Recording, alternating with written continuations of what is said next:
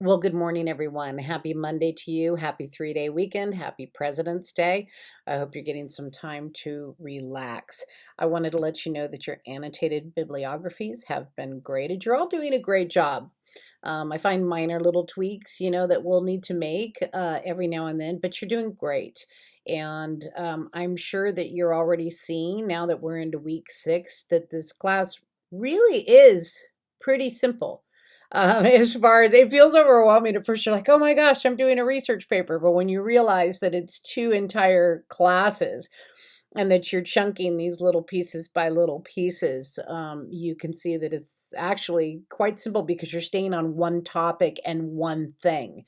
You're working towards that one big paper, where in other master's classes, you'll be doing a group project or you'll be doing a book report, or you'll suddenly be writing a lit analysis, and you're shifting gears constantly.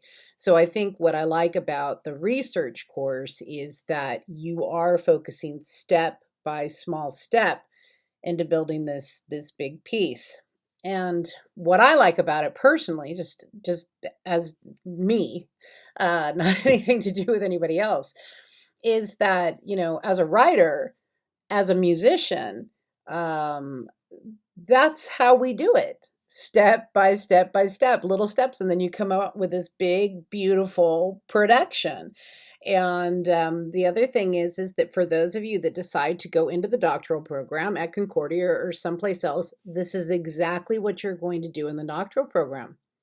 You start right from the beginning doing annotated bibliographies for each class, chunking. And as you move forward towards your dissertation, you're building in the same way.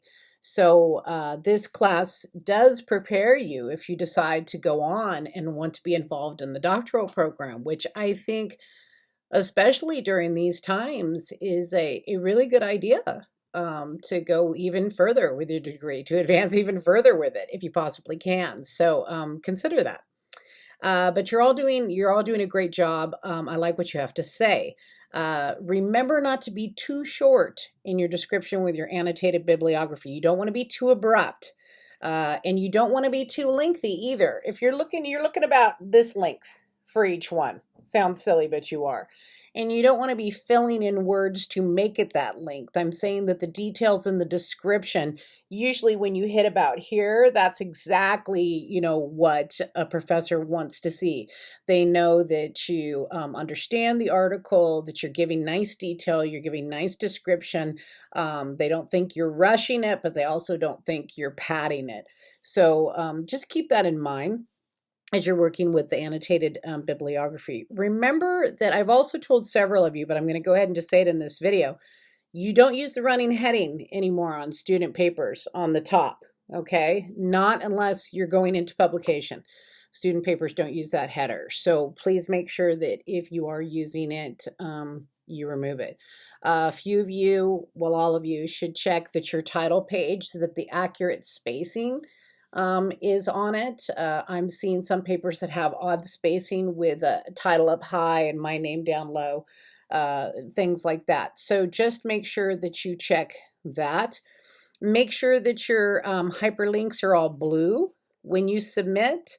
A couple of you had submitted some papers. It might have been a settings issue, and it could have been, like I said, competition between programs. It happens all of the time. But a couple of you had submitted papers to me with hyperlinks that had been clicked on. And so it was a different color than it should have been. It should have been blue.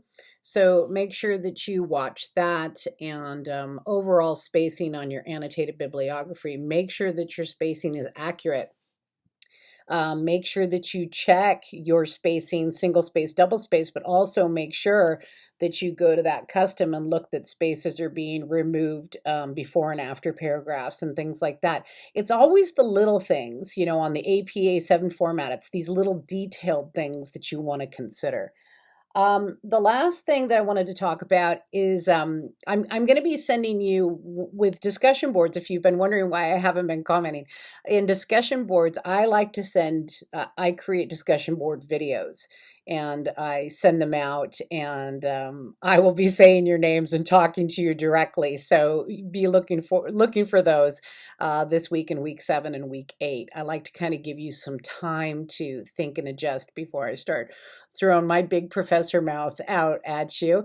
So that's going to be coming up. But I did want to address one of the things, because you have been talking a lot about paraphrasing, and that you are struggling a little bit with paraphrasing. And here's the thing, um, paraphrasing becomes much easier if you're really reading your information, if you're really taking it in to heart. Okay, it's like when we enjoy a really good movie or a really good book. um, we don't really need to paraphrase in the sense of try to figure out how to restate something. We say it because we know it, because we own it. And we can say it in our own words because we love it or we want to share it. Okay. So I want you to keep that in mind. If you are going to say something to me in a paper, remember that even though it's academic writing and it's not creative, flowery writing, it's still a narrative. Okay. You're still sharing with me this information that has meant something to you. And so you want to consider that when you're paraphrasing. And don't feel like you can't say, you don't want to constantly keep saying like the basic things like current research suggests, or things like you have to watch that you're not repeating those basic phrases that we all do. I do it as well too. You can definitely say things like, Dr. Smith stated, in blah, da, da, da, da, da, on page such and such that da, da, da, da, da, da, da, and I feel this about that. You can do things like that. It's fine. So don't overthink like how to restructure it. But if you're finding yourself just trying to restructure something, it probably means that you're not internalizing it in the way that you want to internalize it, like you do with a great book or a great movie, when you are, telling people, about it or using lines from it or those types of things. I hope that kind of helps.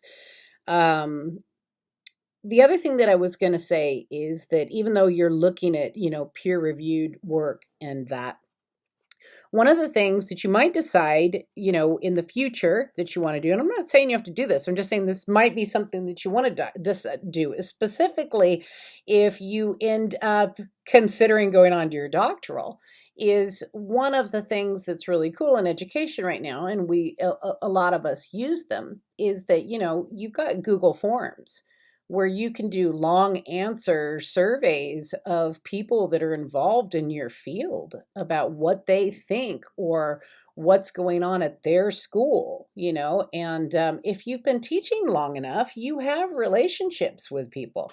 You've built relationships with people. And people like to help. People like to be of service, and you could probably get some really interesting information from administrators, teachers, other staff members that might shed some light on your research and help drive you to find other interesting articles or avenues to pursue. So just keep that in mind. And then the last thing is that, because I don't want to go too long, I'm already at 8:35. The last thing is that a lot of you were talking about your biases, which is something that you have to really consider in research. Biases and stereotypes, okay, and they're still there. They're still there.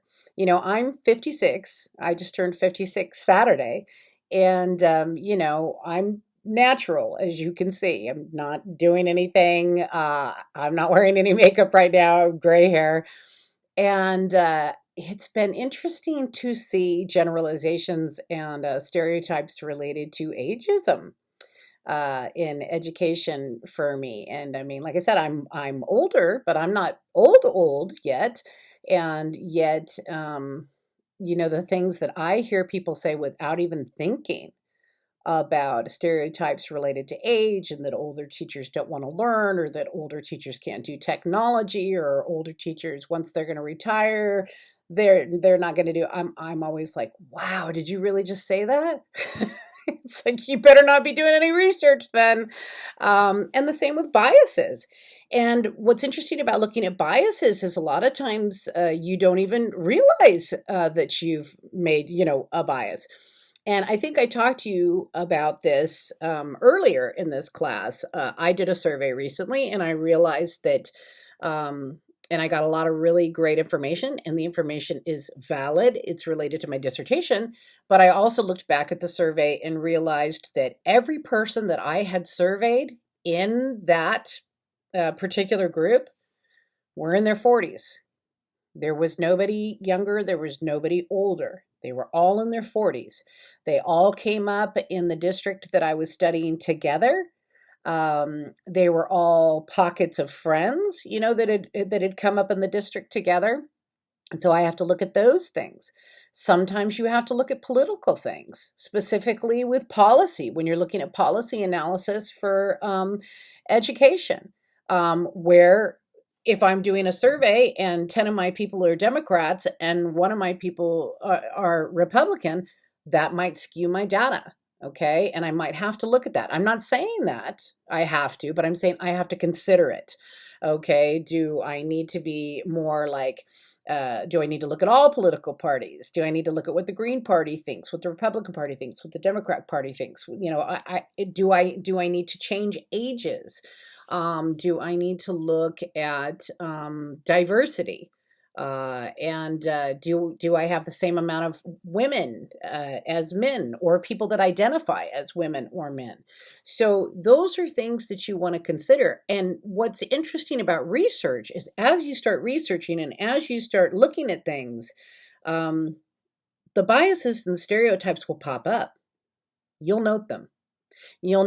And if you're good at researching, if you're a good researcher, you'll note them, you'll grow from them, and you'll change your structure to look at all of those things. Okay, so those are just some of the things that I've noticed you talking about so far, paraphrasing biases, and then just some notes related to the annotated bibliography. But you're all doing a great job. I'm not just saying that, and I would not just say that. And those of you that were kind of, struggling a little bit in the beginning, you have stepped up and everything's going really well. And I'm very proud of you. So remember that this week you start working on chapter 3. All of the information is in the announcements. I've put a link to chapter 3. Once again, just keep working forward. Remember, you're working on this with me for 2 classes. We're getting started here. And then as we go into the second one, I'll be providing more like tweaking feedback to get you right where you need to be. But right now, just keep doing what you're doing. You're doing a great job. And enjoy your research. Enjoy learning. That's why you're here. And for money. But hopefully for higher education too. Okay, be well. Have a wonderful week. And just know that I'm here if you need me. Okay? Take care. Bye-bye.